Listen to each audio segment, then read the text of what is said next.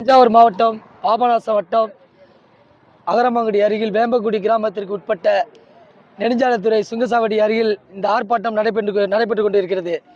என்னவென்றால், இந்த பகுதியில் சுற்றுவட்டாரத்தில் பாடகசாலைக்கு சொந்தமான நிலத்தை 150 ஏக்கரை விவசாயிகள், ஏலப்பட்ட விவசாயிகளுக்கு அன்று அந்த ஐயர் எழுதி வைத்து சென்றுவிட்ட விவசாய நிலத்தை பயிர் செய்து வருகிறார்கள்.